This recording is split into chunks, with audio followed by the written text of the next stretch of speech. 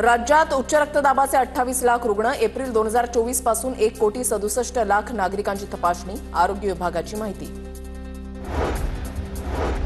राज्यामध्ये अवयवदान जनजागृतीसाठी प्रयत्न, 7,000हून अधिक रुग्ण किडनीच्या प्रतीक्षेत, 1,119 रुग्णांना यकृत तर 141 जणांना हृदयाची गरज। पीएमआरडीएकडून येरवडा ते कात्रज बोगदा प्रकल्पाचं काम हाती, पुण्याच्या दक्षिण आणि उत्तर भागाला जोडणारा सुमारे 20 किलोमीटर लांबीचा हा बोगदा। वसमतमधील शासकीय स्त्री रुग्णालयामधील रुग्णवाहिका 1.5 महिन्यांपासून बंद, इंधनाभावी रुग्णवाहिका बंद, गरोदर मातेसह नवजात बालकांची गैरसोय।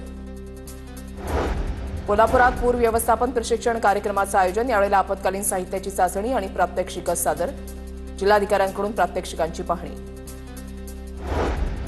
धाराशिवमधील शेतकऱ्यांचं उत्पन्न वाढण्यासाठी क्रांतिकारी अभियान सुरू, 1,000 एकरवर कृषी उत्पन्न वृद्धी प्रकल्प साकारणार, मराठवाड्यामधील शेतकऱ्यांना या प्रकल्पाचा फायदा होणार। नागपुरात विकसित कृषी संकल्प अभिमान अंतर्गत शेतकरी संमेलनाचं आयोजन, संमेलनामध्ये शेतकऱ्यांना तज्ज्ञांकडून मार्गदर्शन, देवेंद्र फडणवीस, शिवराज सिंग चौहान, माणिकराव कोकाटेंची संमेलनाला उपस्थिती।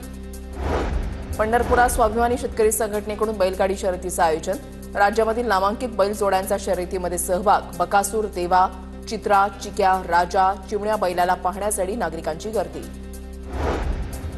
संत तुकोबांच्या आषाढी वारी पालखी रथ ओढण्यासाठी देहू संस्थान बैलजोड्या खरेदी करणार, देहू संस्थानकडून ऐतिहासिक निर्णय, बैलजोडीचा मान इतरांना देण्याची परंपरा खंडित।